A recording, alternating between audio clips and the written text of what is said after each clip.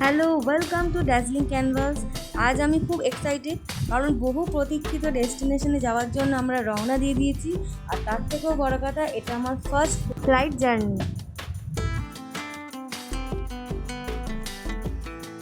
এখন আমরা আছি নেতাজি সুভাষচন্দ্র বোস ইন্টারন্যাশনাল এয়ারপোর্টে।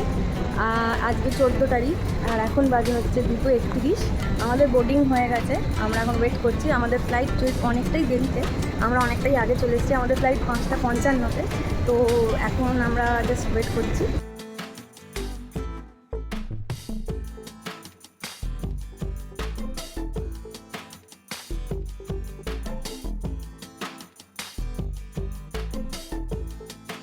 আমার ফার্স্ট ফ্লাইট, তো একটুখানি নার্ভাস, টেনশনও হচ্ছে। তো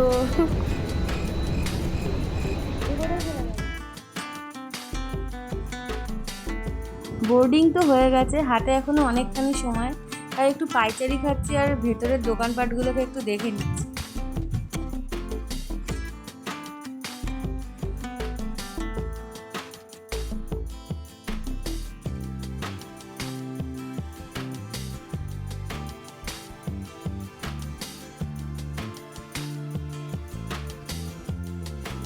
এখানে দেখতে পাচ্ছি দুটো ইন্ডিগো ফ্লাইট দাঁড়িয়ে আছে।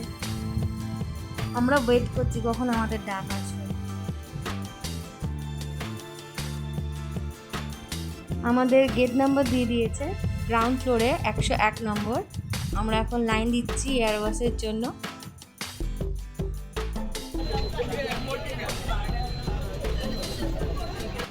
আমাদের ফ্লাইট নাম্বার 6E2106।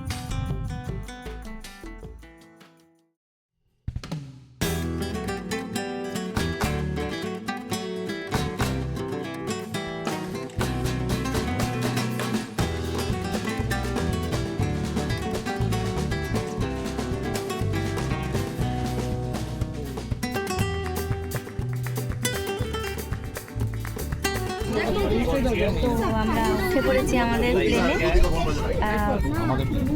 সরি 2106। তো এখন সবাই মালপত্র ঠিকঠাক করছে, আর একটু পরেই টেক অফ করবে। আমি পেয়েছি একদম জানলার ধারের সিট, সো এখান দিয়ে উইংসও দেখা যাচ্ছে।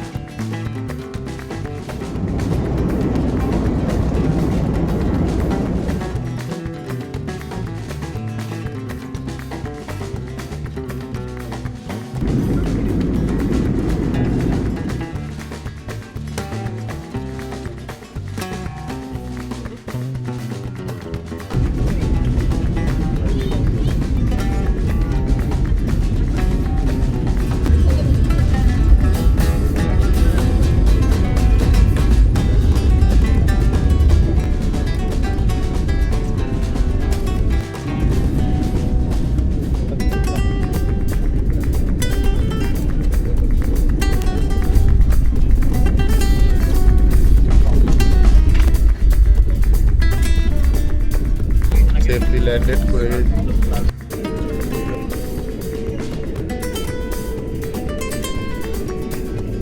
Passengers, please remain seated. Cabin crew on all sides.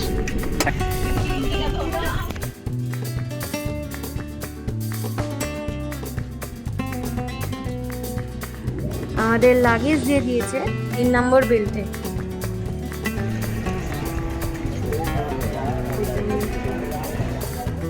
আমরা এখন আছি বীর সাভারকার ইন্টারন্যাশনাল এয়ারপোর্টে। আমরা যেহেতু ট্যুর অপারেটরের সাথে এসেছি, তাই আমরা টোটাল 14 জন। আমাদের হোটেলে যাওয়ার গাড়ি এখন এসে গেছে, তো তো আমরা সেই দিকেই এখন যাচ্ছি।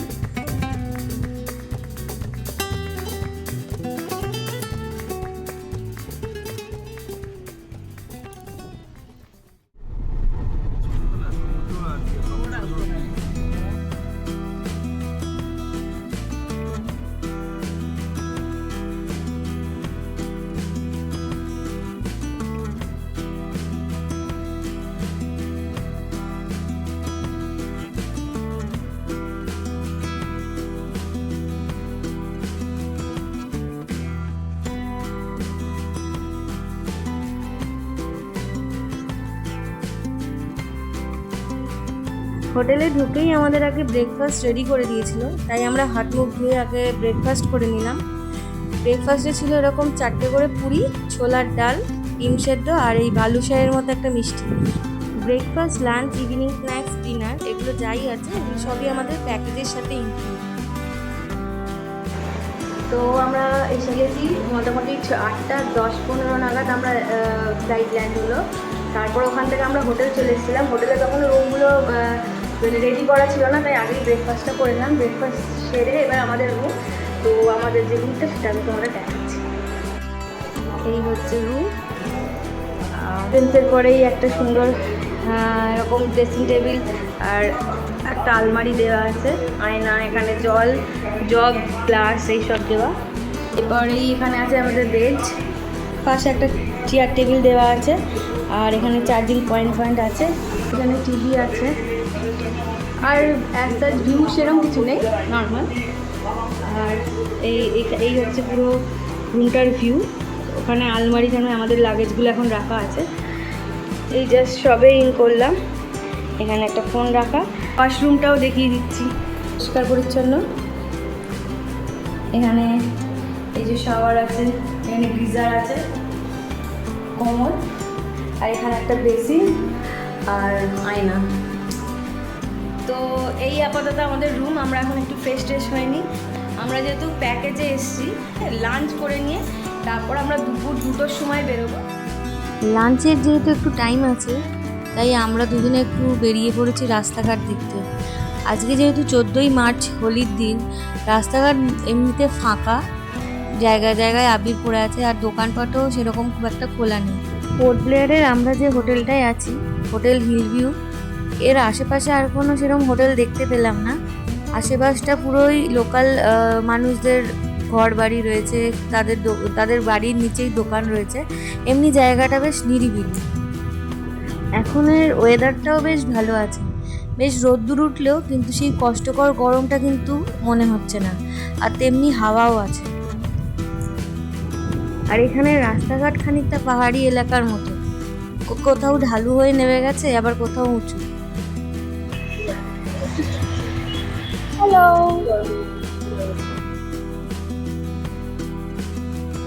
আমার ভাল লাগছে সবচেয়ে এখানে রাস্তাঘাটগুলো একদম পরিষ্কার ঝকঝক করছে। আর তুই যে বলছিলিস না এখানে রাস্তা ঢালু, এটা ছোটখাটো পাহাড়ের মতো, ঠিক আছে? তো সেই জন্য রাস্তাগুলো ওরকম করেই বানানো হয়।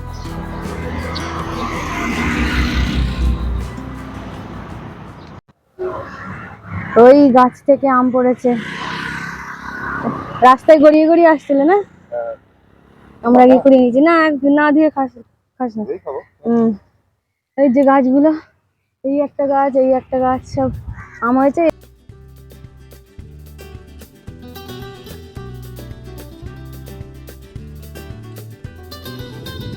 এই হচ্ছে আমাদের হোটেল হিল ভিউ। এয়ারপোর্ট থেকে গাড়ি করে এই হোটেলে আসতে সময় লাগছে 5 থেকে 7 মিনিট। এন্ট্রি করেই ডান দিকে আছে রিসেপশন, আর মাঝ বরাবর এই সিঁড়ি উঠেছে পুরো 4 তলা অবধি।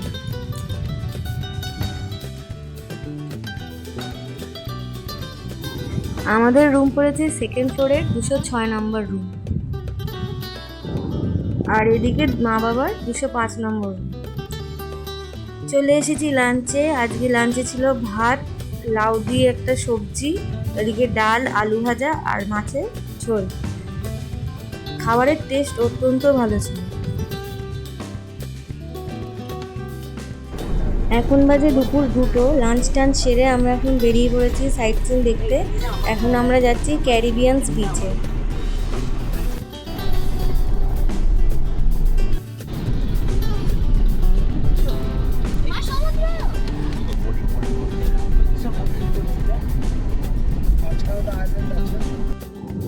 এতক্ষণে আমরা সমুদ্রের দেখা পেলাম, আর জলের রং দেখে সবাই মুগ্ধ, আর তার সাথে প্রকৃতির সৌন্দর্য তো আছেই।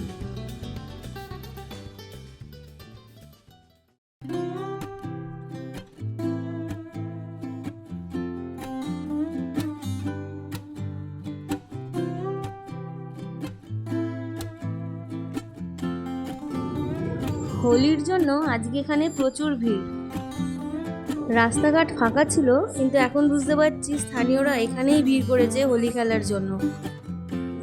ওই দূরে হোলির কিছু একটা প্রোগ্রাম হচ্ছে।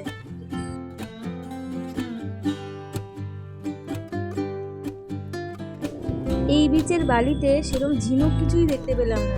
এখানে জায়গায় জায়গায় পড়ে আছে পাথরের মতো দেখতে কোরাল।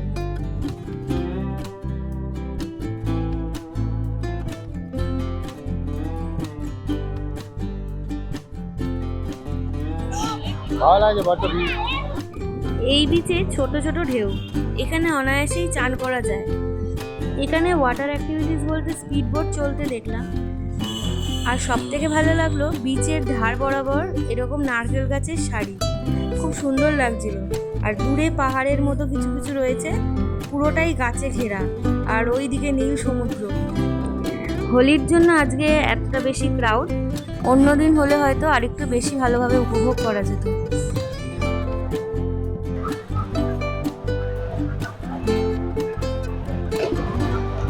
করবেন্স কোভ বিচ হয়ে গেল দেখা।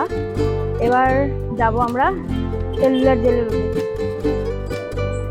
সেলুলার জেল যাওয়ার আগে রাস্তায় পড়লো ফ্ল্যাগ পয়েন্ট, যেখানে 1943 সালে 30শে ডিসেম্বর নেতাজি সুভাষচন্দ্র বোস প্রথম ভারতীয় পতাকা উত্তোলন করেছিল এবং আন্দামান নিকোবর দ্বীপপুঞ্জকে ব্রিটিশ শাসন থেকে মুক্ত করেছিলেন। আর তারপরে আমাদের বর্তমান প্রধানমন্ত্রী শ্রী নরেন্দ্র মোদী 2018 সালের 30শে ডিসেম্বর 150 ফিটের এই ফ্ল্যাগ পোলটি ইনঅগুরেশন করেন নেতাজি সুভাষচন্দ্র বোসকে ট্রিবিউট দেওয়ার জন্য। সমুদ্রের ধারগুলোতে এলেই মনে হচ্ছে দাঁড়িয়ে পড়ে কিছুক্ষণ দেখতেই থাকি, আর এই করেই সময় চলে যাচ্ছে। কিন্তু দেরি করে লাভ নেই, এরপর আমাদের আছে সেলুলার জেলে যাওয়া। ফ্ল্যাগ পয়েন্ট দেখার পর আমরা 14 জন আবার উঠে পড়লাম আমাদের টেম্পো ট্রাভেলারে আজকের লাস্ট গন্তব্য সেলুলার জেল দেখার উদ্দেশ্যে।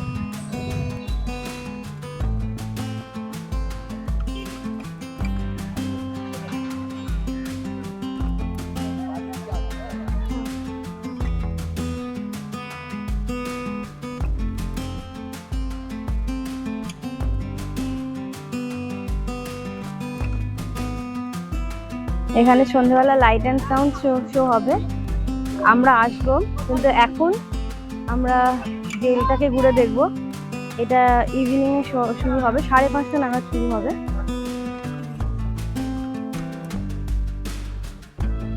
সেলুলার জেল সম্বন্ধে কম বেশি সবাই জানে।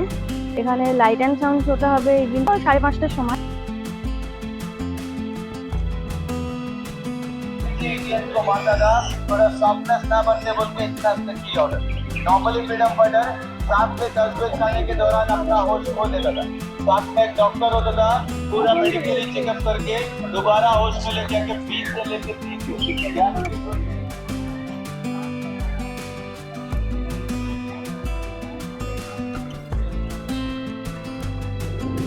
এখানে সেলুলার জেলের মডেলটা রাখা আছে, আগে কিরম দেখতে ছিল।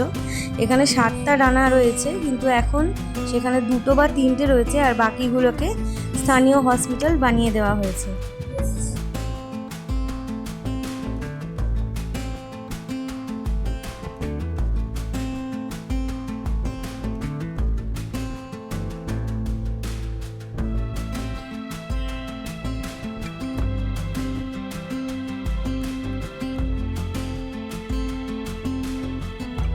আর এখানে ইন্টারেস্টিং হচ্ছে এই লক। এই লকটা এইভাবেই করা হলো, যদি বন্ধুরা এখান থেকে হাতটা বাড়িয়ে লকটা না খুলে দেয়। হ্যাঁ, লকটা এখানে দরজাটা বন্ধ করলে এইখানে হচ্ছে এই লকের শিকলটা, এইটা টেনে দেওয়া হতো, যদি ওটা এখন হচ্ছে না, যাতে কোনোভাবেই বন্ধুরা হাত বাড়িয়ে বলার চেষ্টা না করতে পারে কোনোভাবে। জেলের যে কাঠামোটা দেখলাম 7টা ডানা, তেমনি এটাও একটা ডানা, এইদিকে এই একটা ডানা, এটা জেলের পেছন দিকটা আর এইটা জেলের সামনের দিকটা, এরম ভাবেই প্রত্যেকটা ডানাকে করা, যাতে এই দিকের বন্দীদের সাথে কমিউনিকেট করতে না পারে কোনোভাবে। তাই এরকম উল্টো উল্টো ভাবে ডানাগুলোকে তৈরি করে। সবাই এখন বলছে এখন এই যে এটা টুরিস্ট স্পট, কিন্তু যখন এটা এখন বন্দিরা থাকতো আর কি, অন্যায়ভাবে বন্দি করে রাখা হতো, অনেক অত্যাচারের মাধ্যমে তাদেরকে রাখা হতো, প্যাথেটিক। আর এটাও শুনেছি যে যখন মানে সেলুলার জেল হয়নি, বন্দীদের এখানে একটা শুধু আইল্যান্ড ছিল, সেখানে ফেলে রাখা হতো। তখন এরকম এমনি ফেলে রাখা হতো, তখন কোনো মানে যাতায়াত তখন কোনো রকম জাহাজ ফাহাজ বা ট্রাভেল কিছু ছিল না যে চলে যাবে, তা তখন এনে খালি এই আইল্যান্ডটায় ফেলে রাখা হতো। তারপর পরে এই সেলুলার জেলটা তৈরি হয়, তখন থেকে বন্দীদের এই জেলের মধ্যে বন্দি করে রাখা হতো।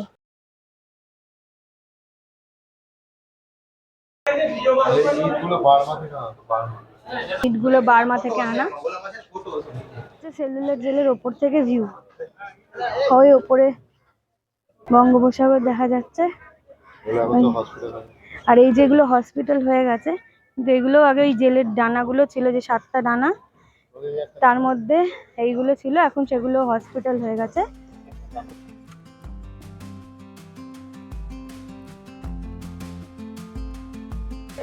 খুব সুন্দর ভিউ ওপর থেকে, আর খুব সুন্দর হাওয়াও দিচ্ছে।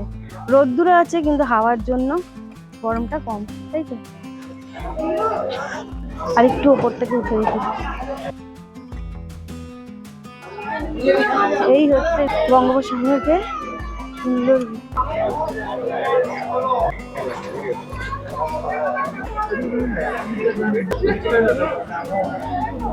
ওপরটায় এতই হাওয়া যে আমি প্রসেনজিৎকে জোর করলাম এক প্রকার আসার জন্য।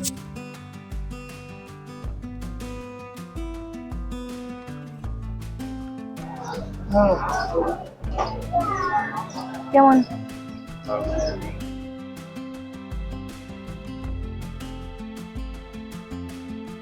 এবার শুরু হবে লাইট অ্যান্ড সাউন্ড শো।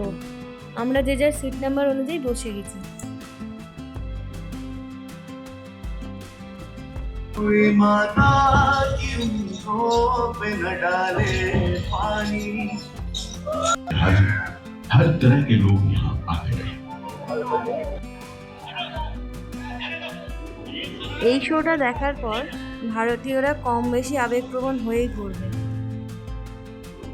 এখন আমরা হোটেলে চলে এসেছি। আজকে আমাদের ইভিনিং স্ন্যাক্সে ছিল আলুর পকোড়া আর চা। তার সাথে আজকে এই ব্লগটা শেষ করছি। নেক্সট পার্ট পরের ব্লগে থাকছে।